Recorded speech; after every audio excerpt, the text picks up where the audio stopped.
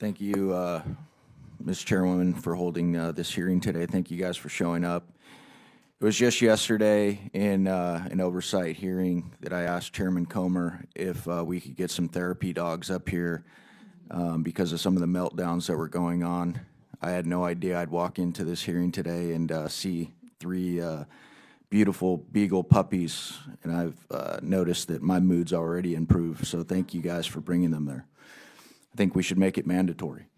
We also talked about in the Oversight Committee hearing yesterday that some of the ridiculous programs and initiatives that need to be cut from our bloated government.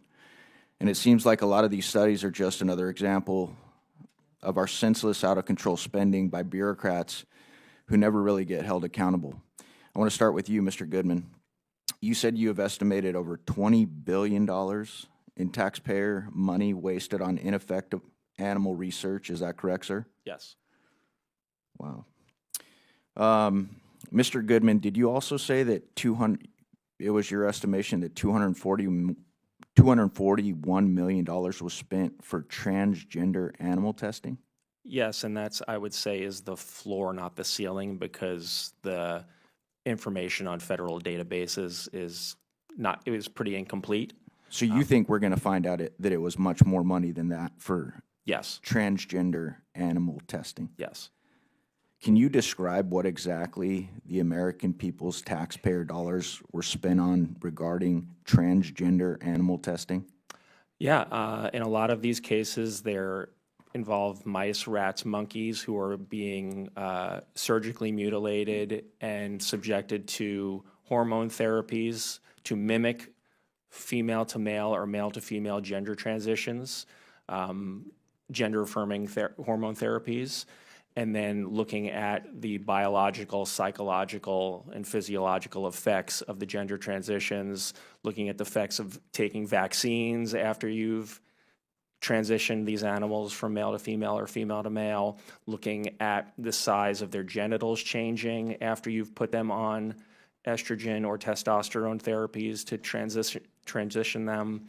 And in the case that the chairwoman, the example the chairwoman gave, there was a $1.1 million grant to give female lab rats testosterone to mimic transgender male humans and then overdose them with this party drug to see if animals who were taking female animals taking testosterone were more likely to overdose on this sex party drug than animals who were not taking testosterone.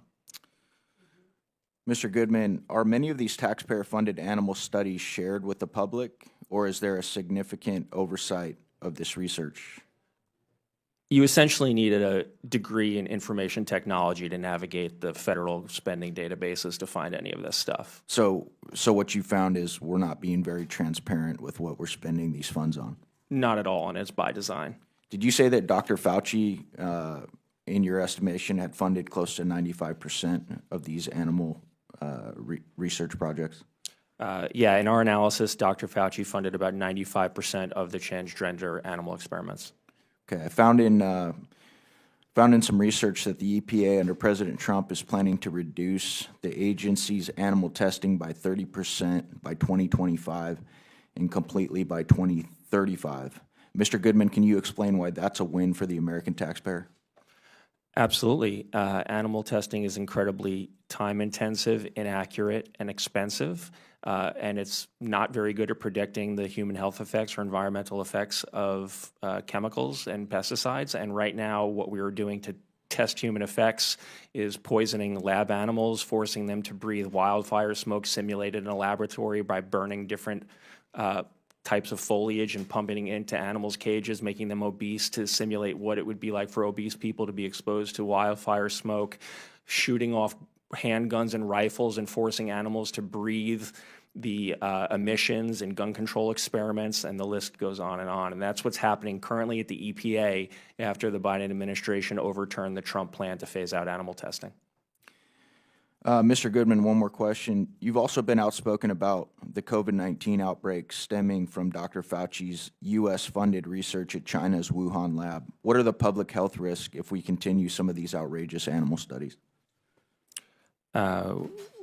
we're flirting with disaster if we continue to fund dangerous virus research, both abroad, like in Colorado, where Fauci greenlit this bat lab. They're trying to import hundreds of bats from Asia to build a new lab in Colorado to do virus experiments with Ebola, Nipah, Lassa, deadly viruses for which there's no cure. It's just a matter of time before we have another pandemic on our hands if we let mad scientists run amok with our money.